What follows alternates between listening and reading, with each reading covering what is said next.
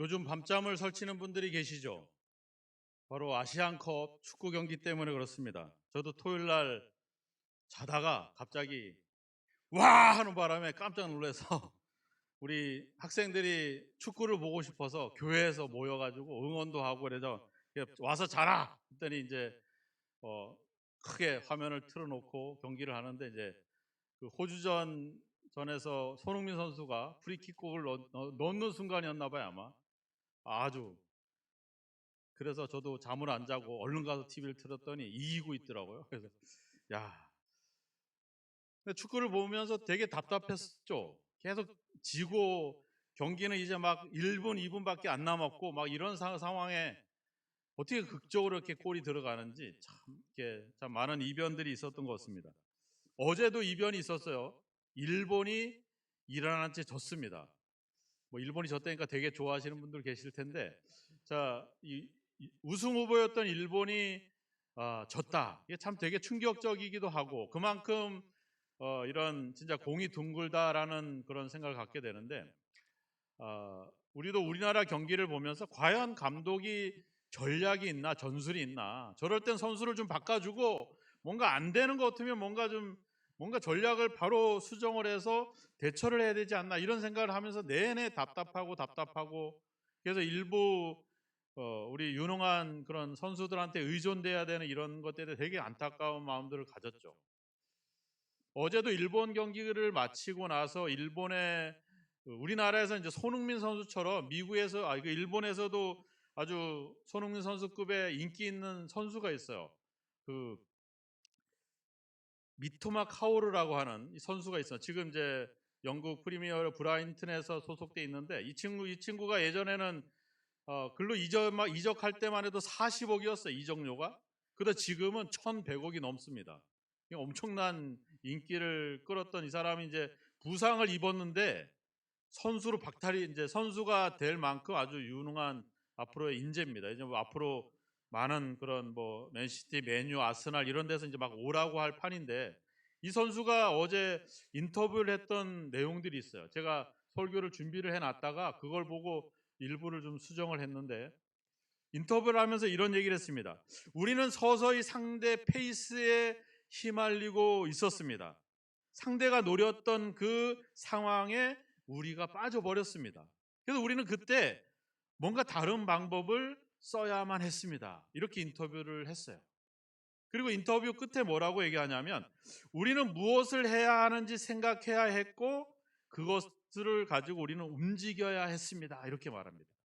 그러니까 어떻게 보면은 이 짧은 90분, 요즘은 이제 시간이 길어졌죠. 한 100분 동안의 경기 속에서 끊임없이 내가 상대 페이스에 밀리지 않고 그 상황에 내가 휩싸이지 않고 계속 뭔가 새로운 생각을 가지고 우린 그것대로 움직였어야 된다. 이런 생각, 이런 인터뷰를 하면서 자기들이 그 상황에 유연하게 대처하지 못한 것에 대한 안타까운 마음을 인터뷰로 남겼더라고요. 네. 우리도 지난주에 여러분들이 이제 설교를 들으면서 여러 뭐 다양하게 들었겠지만, 제가 말씀드리고자 싶었던 내용들은 그겁니다. 우리가 생각을 좀 유연하게 가져야 된다. 생각을 고정시키지 말고 뭔가 새로운 변화와 다른 사람들의 생각, 또 우리가 깨닫는 것들에 대한 그런 생각의 유연성을 가질 때 우리는 변화를 받아들이게 되고 나도 변할 수 있을 거다. 이런 이야기들을 지난주도 잠깐 이야기를 했습니다. 우리가 동물원에 가면 어, 막 사자도 있고 막 호랑이도 있죠. 에버랜드 가면 막 옛날에 한참 복잡할 때는 한 몇 시간씩 줄을 서 있다가 한 10여 분 버스 타고 오면 끝납니다. 근데 거기 보면은 기사가 그 건빵을 던져주고 막 곰이 재주를 부리잖아요. 근데 우리는 그걸 보면서 되게 재밌어 하는데, 한편으로는 저게 호랑일까? 저게 사자일까? 저게 곰일까? 이런 생각을 갖고 있죠. 길들여져서 그냥 그거 건빵 한 조각 얻어맞기 위해서 그렇게 맹수가 아닌 맹수. 근데 이제 축구 경기도 잠깐의 실수로 아니면 잠깐의 고정된 전략 때문에 경기를 질 수가 있습니다. 또 어떨 때는 경기를 이길 수도 있죠. 그러니까 경기는 질 수도 있고 이길 수도 있기 때문에 그 경기를 망쳤다고 해서 끝나는 것은 아닙니다. 네. 짐승들도 동물원에 갇혀 있지만 나중에 기회가 돼서 야생으로 적응을 해서 풀려주면 또 야생으로 살아가게 되죠. 문제는 우리 그리스도인들이 곧 잘못된 것에 고정돼 있거나 길들여지게 된다면, 우리 2024년 우리 슬로건의 내용처럼 우리가 구습을 쫓는 옛사람의 생활 방식에 고정되게 된다면, 문제는 한 1년 몇 달 이 경기처럼 한 경기를 실패하는 게 아니라 우리의 삶에 문제가 생긴다는 겁니다. 오늘 이 이야기는 선생님, 내가 무엇을 하여야 영생을 얻으리까라는 질문에서부터 이 이야기가 시작이 됩니다. 그러니까 이 이야기는 결국 우리가 고민하고 있는 영원한 삶과 연결되는 이야기라고 볼 수가 있는 거죠. 그러니까 우리가 어떤 생각에 고정되고 편견을 갖고 선입견을 가지고 그 생각으로 살아가게 될 때, 문제는 한순간 한 1, 2년이 아니라 우리가 고대하는 이 영원한 삶에 문제가 생긴다라고 하는 겁니다. 하나님의 말씀, 유대인들이 그런 경우잖아요. 고정된 생각에, 고정된 율법에, 고정된 종교관념에 사로잡혔을 때 예수 그리스도를 받아들이지 못하게 되고, 그 결과는 그들은 영원히 죽지 못하는 고통 속에서 지내야 되는 그런 인생을, 그런 영원한 삶이 살아가게 되는 거거든요. 그러니까 우리가 우리의 생각을 어떻게 열고 생각을 어떻게 유연하게 걷느냐에 따라서 그것이 우리의 영원한 삶과 관련이 있다는 것을 생각해 본다면, 우리는 뭔가 날마다 뭔가 새로워져야 되는 그런 어떤 역할들이 우리에게 필요하지 않나, 이런 생각들을 갖습니다. 오늘 이 강도 만난 사람을 피하여 지나갔던 인물들이 나오죠. 31절에 보니까 한 제사장이 그 길로 내려가다가 그를 보고 피하여 지나갔다. 또 32절에 보니까 한 레위인도 그곳에 이르러 그를 보고 피하여 지나갔다. 이 레위인들, 이 제사장은 어떤 사람들입니까? 하나님이 특별히 세운 사람들이죠. 민수기에 가보면 나와 있습니다. 민수기 8장에 가보면 나오죠. 내가 이스라엘 자손 중에서 너희들을 특별히 택해서 하나님께 예배하고 하나님께 봉사하는 일을 그들에게 맡깁니다. 그 중에서도 제사장은 레위 족속 중에서도 아론의 자손들만이 제사장의 역할을 하게 되죠. 그만큼 하나님의 특별한 선택을 받은 존재들이라고 하는 겁니다. 근데 그들뿐만 아니라 우리들도 그렇죠. 우리가 수요 예배 때 말씀을 들은 분들은 알겠지만은, 우리가 어떤 존재냐? 하나님의 복음을 위해서 특별히 부름받은 존재들이다. 그러니까 레위인이나 제사장이나 우리 모두 하나님의 복음을 위해서, 하나님의 뜻을 위해서 특별히 선택된 사람들이라고 하는 겁니다. 당연히 제사장이나 레위인들도 자기들이 선택을 받았기 때문에 율법대로 살아가는 것이 맞겠죠. 그런데 그게 문제가 있어요. 왜냐하면 다윗 시대 이후에 다윗 왕은 아론의 자손이었던 사독 계열에서 제사장과 대제사장을 세웁니다. 한 800여 년 동안 이 전통과 이 율법을 지켜오죠. 그러다가 이제 BC 한 100년 지난 무렵에 이제 제우스의 아바타라고 불리는 안티오코스 에피파네스 4세라고 하는 황제가 등극을 하면서 이스라엘 예루살렘 성전에 이교도 제단이 세워지게 되면서 이제 사독 계열의 제사장이 아니라 그 당시에 부요했던 귀족 계급이었던 사두개파 중에서 가장 잘 사는 사람들, 부유한 사람들을 제사장과 대제사장으로 세우게 됩니다. 그러니까 예수님 당시의 제사장은 율법과 상관이 없는 사람들이 제사장이 되는 거예요.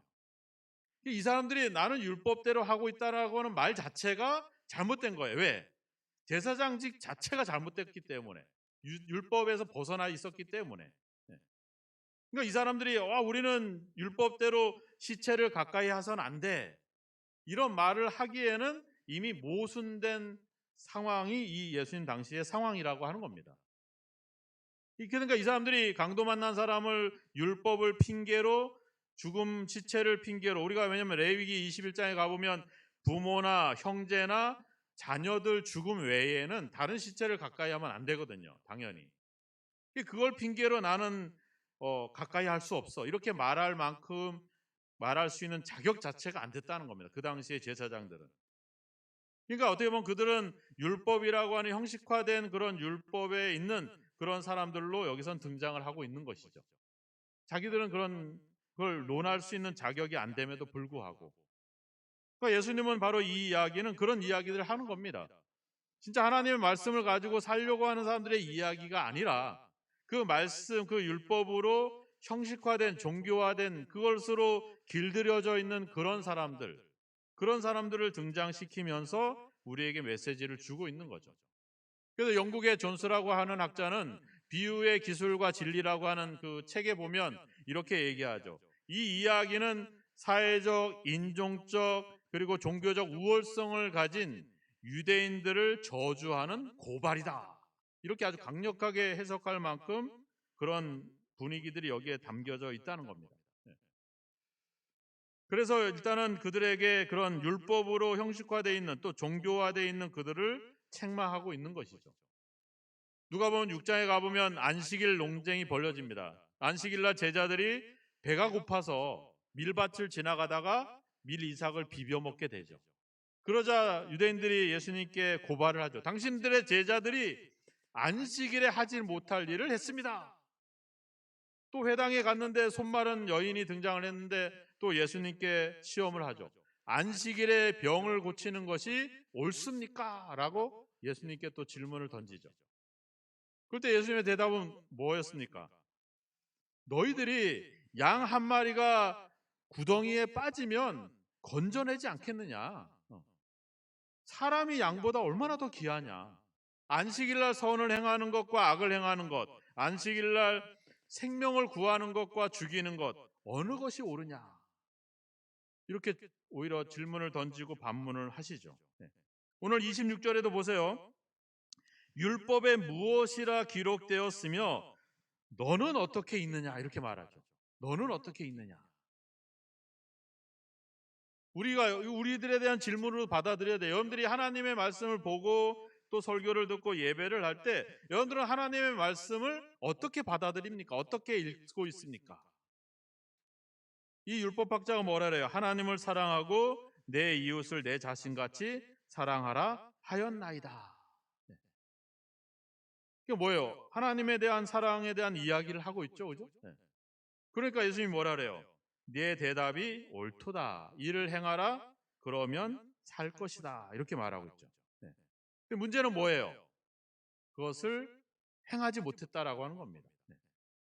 그것을 뭐 때문에 어떤 율법과 종교에 간섭화되어 있는 이들 결국은 하나님의 말씀을 읽지만 그냥 연구하고 분석하는 것으로만 읽지만 그것을 삶으로 살아내는 것까지 가지 못하는 것이죠.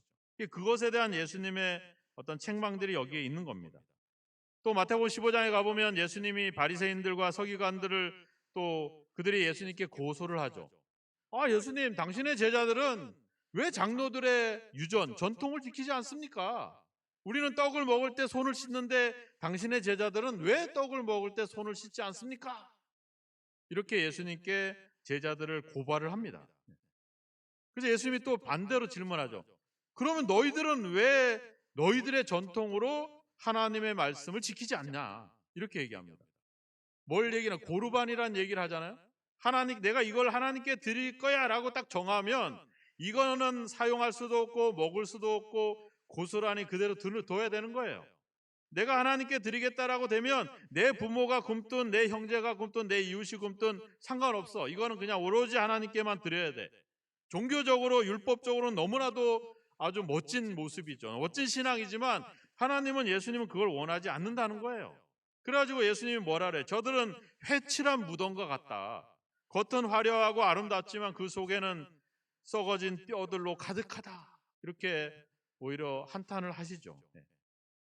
여러분들도 한번 생각해보세요. 내가 하나님께 예배하고 또 하나님의 말씀을 묵상하고 생각하고 그 말씀을 깨달은 거 또 그 하나님에 대한 마음하고 내가 내 가족들, 내 이웃들, 내 자녀들, 내 친구들 그들을 향한 마음하고 과연 똑같은 거 한번 생각을 해볼 필요가 있죠. 그냥 비근한 예로 여러분들이 목사한테 하는 게 있잖아요. 그죠? 목사한테 하는 거 하고 다른 사람들한테 하는 거, 내 남편한테 하는 거 하고 어때요?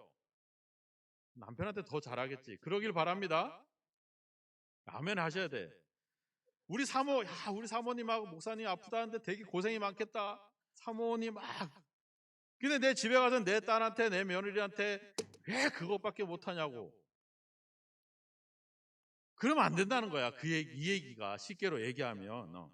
하나님께 향한 마음들이 사랑하라 이웃을 내 자신같이 알고 있으면 그것을 삶으로 녹여내야 되는데 그냥 그것은 율법과 종교로 치부해버리고 내 삶은 그냥 내 생각대로 하는 거.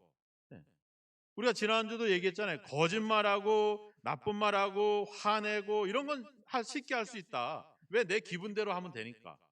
근데 친절하게 베풀고 선한 말을 하고 누가 진리적인 진실한 이야기들 하는 거는 내가 그만큼 조심해야 되고 절제해야 되니까 얼마나 힘들어요. 근데 우리는 이걸 피하려고 한다라고 하는 겁니다. 희생을 하면서까지 내가 굳이 그렇게 할 필요가 있을까? 저 강도 만난 사람 내가 안 도와줘도 다른 사람이 도와줄 거야. 주여, 저 강도 만난 사람을 도와줄 수 있는 사람을 보내주세요. 지가 가면 되는데. 우린 그런 식으로 회피하고 도피한다라고 하는 겁니다.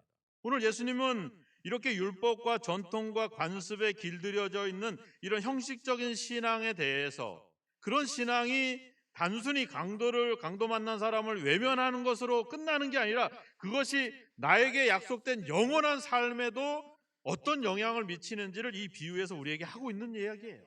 우리가 우리 이웃들에게 하지 못하는 행동 하나하나가 결국 그것이 내 영원한 삶과 어떤 관련이 있는지를 여기서 이 비유로 우리에게 그런 가르침들을 주고 있는 것이죠. 제사장이나 레위인처럼 알면서 그것을 행하지 못하는 삶, 이런 희생하면서까지 내가 굳이 그렇게 할 필요가 있나라고 하는 생각하는 신앙들. 결국 우리의 신앙은 자꾸 피하고 있지는 않은가 하는 점들을 우리가 한번 돌아볼 필요가 있죠. 예수님은 그런 점들을 지적을 하고 있는 겁니다. 그래서 28절에도 이야기하잖아요. 이를 행해라. 그러면 살 것이다. 이 산다라는 의미는 결국 이 사람이 가지고 있던 영생의 의미와 결국 계속해서 연결을 되고 있는 거죠. 우리도 영원한 삶을 삽니다. 주님이 약속했잖아요. 살아서 믿는 자는 영원히 죽지 않는다. 그러니까 우리는 이미 뭐예요? 영원한 삶을 살아가고 있는 것이죠. 영생의 삶이 지금 연결되어 있는 겁니다. 근데 이 이야기에는 아주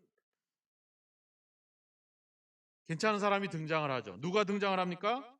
33절에 어떤 사마리아 사람은 여행하는 중이었다. 이 사람이 강도 만난 사람을 도와준 거예요.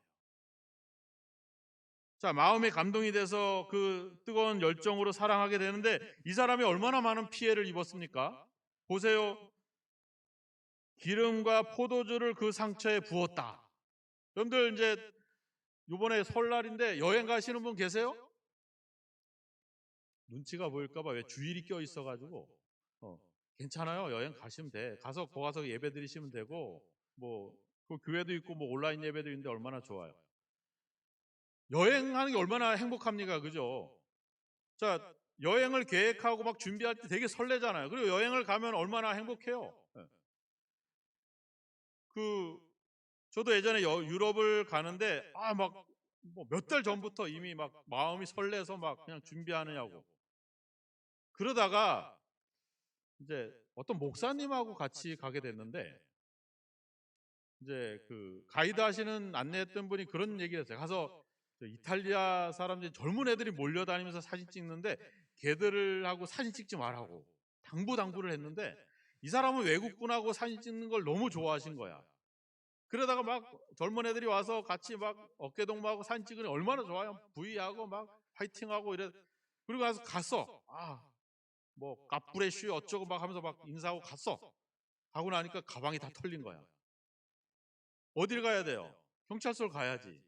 문제는 그분만 가는 게 아니잖아, 그죠? 같은 일행, 그러니까 그동안에 몇 시간 동안의 여행에 차질이 생기잖아. 그것만 그래요? 돈이 없으니까 같이 가신 분들이 돈을 또 다 빌려줘야 돼. 얼마나 불편해요. 나는 딱 30만 원 용돈 가지고 갔는데 거기서 또 얼마씩 또 나눠서 또 보여줘요. 그러면 여행이 얼마나 엉망이 되겠어요. 예. 이 사람도 사마리아 사람이 여행을 하고 어때요? 꽤 오랜 기간 동안 여행을 준비하고 이렇게 가는데 강도 만난 사람을 만났어요. 도와줘야 되지만 그 일 때문에 자기 여행에 얼마나 많은 차질이 생기겠어요. 일단은 비용에 차질이 생기잖아요. 어때요? 기름과 포도주를 그 상처에 부었다. 또 어디를 데려가요? 주막, 여관으로 데려갔어요. 그리고 주막 주인에게 얼마를 줍니까? 데나리온 2를 줬어요. 한 데나리온이 하루 품삯인데 그때 여관 비용은 한 데나리온으로 12일치가 되는 거거든요. 그러니까 2데나리온이니까 24일치잖아. 24일치 여관비를 준 거예요. 그리고 내가 다시 와서 돈이 더 들었으면 내가 또 갖겠습니다. 아니 24일치 여관비면 얼마예요? 빨리 계산해 보세요. 한 요새 4성급, 5성급 호텔이 한 30만 원, 40만 원 가니까 한 30만 원으로 따지면 얼마예요? 30만 원 곱하기 24 하면 3, 42, 720만 원이죠. 거기다가 식사비. 요새 아침 조식만 해도 막 2만 5천 원, 막 3만 원 가는데 요새 만 원짜리 먹을 것도 별로 없잖아요. 이런 거 저런 거 따지면 한 돈 1,000만 원 드는 거예요. 아이 무슨 5성급이야. 저기 모텔 가서 한 3만 원짜리 그냥 5만 원짜리가 지낸다. 그래도 100만 원이 넘고 치료비에 식사비까지 하면 수백만 원이 들어요. 생판 모르는 사람한테 그 돈을 준다. 자기 여행 경비, 자기 재산인데도 불구하고 경제적인 손실이 생기죠. 이 사람을 여리고에서 예루살렘까지 데려가면서 자기가 타고 오던 나귀도 내려서 자기는 걸어가야 돼요. 수십 킬로를 30킬로나 넘는 거리를 그 산길을 그 돌밭을 걸어서 가야 되는 이 불편함. 더 큰 문제는 뭐냐면 이 사람이 누구예요? 사마리아 사람이거든요. 자, 37절에 예수님이 뭐라고 하냐면 36절에 이 세 사람 중에 제사장과 레위인과 사마리아인 중에 강도 만난 자의 이웃이 누가 강도 만난 자의 이웃이 되겠느냐? 누구예요? 네? 빨리 대답해 보세요. 누구예요? 예, 사마리아 사람입니다. 이렇게 말하면 되죠. 근데 뭐라고 말해? 자비를 베푼 자니이다. 지 입으로 사마리아라고 하는 말을 하고 싫은 거야. 왜? 유대인이니까. 유대인과 사마리아 사람들 상종을 안 하거든요. 요한복음 4장 9절인가 가보시면 사마리아 여인이 그러잖아. 유대인과 사마리아 사람은 상종하지 않는데요. 물건도 서로 통용하지 않아요. 그들은 그런 뿌리 깊은 저주의 역사가 있어요. 그러니까 이 일은 유대인들도 싫어하고 사마리아 사람도 싫어할 일이에요. 이거는 우리는 되게 감동이 오잖아요. 이런 거 요즘 뉴스거리 되잖아요. 요즘 얼마나 좋아. 그 당시에는 유대인이나 사마리아인이나 누구도 환영하지 못할 일이라는 거야. 이 자체가 사마리아인과 유대인이 엮이는 거는 모두에게 싫은 일이야. 그러니까 이건 경제적인 어떤 시간적인 손실뿐만 아니라 사회적인 비탄의 대상이 될 만한 이 엄청난 상황들이라고 하는 거야. 이게. 우리가 그것 때문에 우리가 못하는 게 많잖아요. 아예 체면 때문에, 뭐 사람들과의 관계들 때문에. 그 내가 손해 볼 일, 내가 희생할 불편하고 힘들어지는 일들을 왜 하겠어요? 그냥 편하게 돈 몇 푼 주고 그냥 기도 몇 마디 하면 되지. 내가 굳이 가서 저 사람을 도와줄 필요가 뭐가 있겠어요? 수많은 것들이 우리에게 주셨던 그 하나님의 그 사랑과 이런 은혜들을 자꾸 덮어버리고 있었다는 거죠. 이 고정된 생각들이, 이런 종교적인 관습들이, 율법적인 형식화된 신앙들이 우리를 그렇게 계속 우리를 길들이고 우리를 덮어왔다는 거죠. 그래서 이런 구습을 쫓았던 우리를 이제는 옛사람을 벗어버리자는 거야. 벗어버리고 이제 새 사람답게 살자. 그것이 오늘 2024년 우리의 목표 아닙니까? 그래서 예수님은 율법학자가 이야기했잖아요. 내 이웃이 누구입니까? 이 말은 결국 뭐겠어요? 내가 자비를 베풀 그 조건을 갖춘 이웃은 누굽니까? 이렇게 얘기하는 거죠. 그런데 예수님은 안 그렇죠. 뭐라 그래요? 누가 이 강도 만난 사람의 이웃이 되겠느냐? 시각이 완전히 달라지는 겁니다. 고정된 생각은 내 중심으로 이웃을 보게 되지만 예수님의 생각은 이웃을 바로 보라는 거예요. 이웃이 중심이 돼야 되는 거예요. 우리가 로마서에서 수요일 날도 설교를 들으셨잖아요. 하나님의 관심은 이웃을 향하고 있다는 거죠. 다른 사람을 향해서. 근데 우리는 우리의 구원, 우리의 사생활, 우리의 어떤 안위와 행복 이런 것들에 우리가 갇혀 있는 것. 코로나 이후로 세상은 그렇게 자꾸 행동하고 있죠. 오늘 이 이야기는 우리에게 사랑을 해라, 뭐 선한 행동을 해라, 뭐 이런 정도의 이야기가 아닙니다. 그 정도라고는 그 정도면 차라리 헬라 뭐 황제가 등장을 해야 돼. 임금이 등장을 해서 가던 길을 멈추고 강도 만난 사람을 손수 도와주셨다. 아니면 최소한 유대인들이 등장을 해야 돼요. 근데 왜 굳이 사마리아인을 등장시켰을까? 이것은 바로 뭔가를 깨는 거죠. 고정된 생각을 깨고 있는 겁니다. 인종적으로, 사회 계층적으로, 종교적으로 우리가 가진 편협성, 우리가 길들여져 왔던 우리의 생각, 고정관념을 깨고 그것을 넘어서야 된다. 그것이 하나님의 사랑이다. 왜? 하나님이 우리를 그렇게 사랑하셨잖아요. 죄와 허물로 죽었던 우리, 강도 만났던 우리를 그분이 오셔서 그분의 피로 우리를 살려주셨잖아요. 그 사랑이 우리 속에 있지 않아요?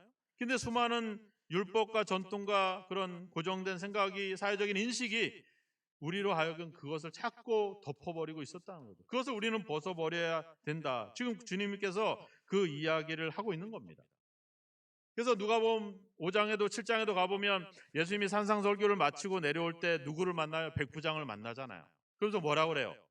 내가 이스라엘에서 이만한 믿음을 만나보지 못했다.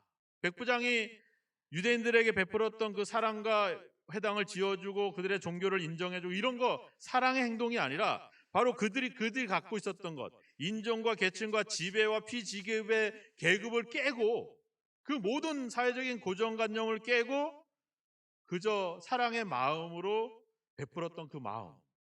그래서 누가복음 7장에는 그런 백부장도 등장하고 7장 34절에 가보면 인자는 세리와 죄인의 친구로다 하고 이렇게 고백하는 그 장면도 등장하죠.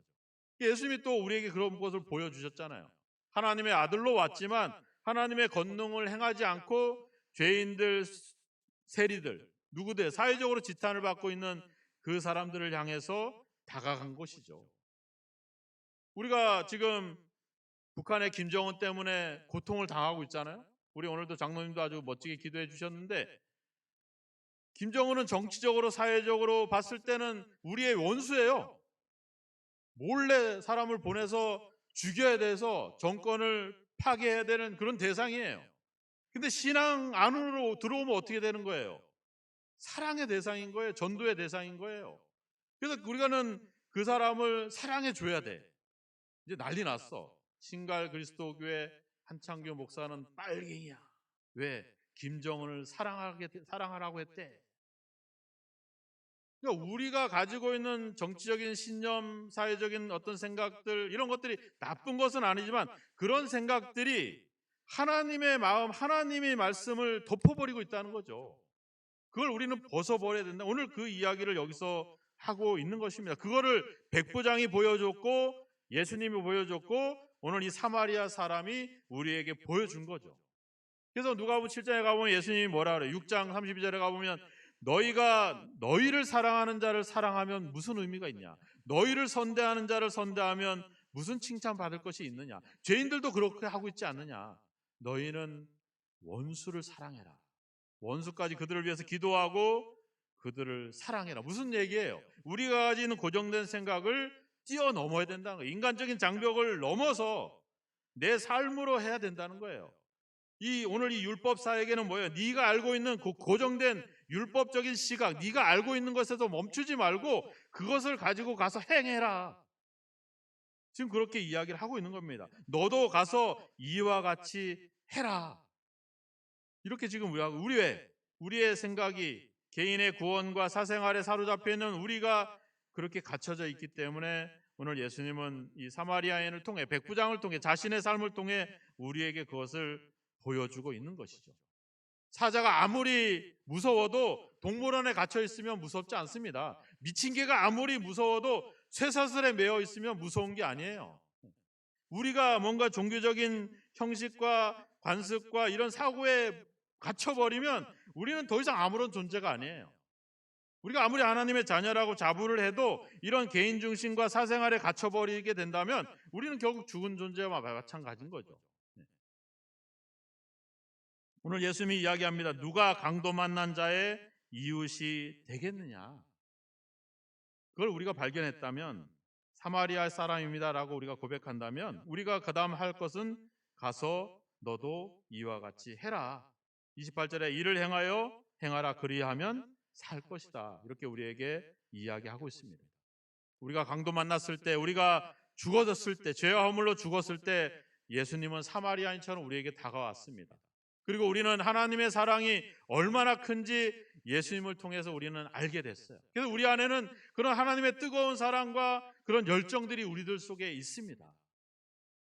근데 어느 날부터 우리는 삶에 찌들게 되고 우리의 생각에 고정하게 되고 종교적인 습관에 젖어서 우리가 가진 이 뜨거움을 우리 안에 갇혀있는 동물들처럼 우리는 그렇게 그냥 부스러기 몇 조각만 얻어먹는 그런 존재로 자꾸 전락해 가고 있는 것이죠.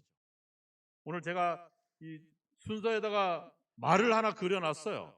여기 가끔 그림이 올라가거든요. 그냥 올리는 게 아닙니다.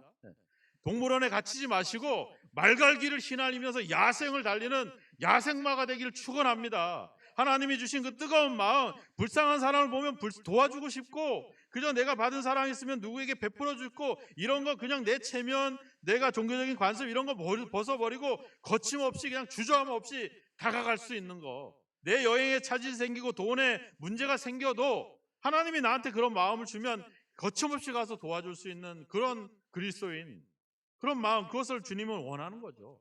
하나님이 우리를 사랑했잖아요. 그 뜨거운 사랑이 어떻게 나타났어요? 예수 그리스도를 십자가에 못 박는 그 뜨거움으로 우리에게 다가왔잖아요. 거침없이 주저하지 않고. 그 사랑을 우리 안에 가지고 있다면 우리도 이제 그렇게 해야 되지 않겠나. 제사장 레위인들처럼 갇혀 있지 마시고 물들지 마시고 삶에 찌들어 있지 마시고 이것저것 계산하지 마시고 알면 행하시기 바랍니다. 사마리아 사람을 발견했다면 우리도 가서 그렇게 행하시기를 주의 이름으로 축원합니다.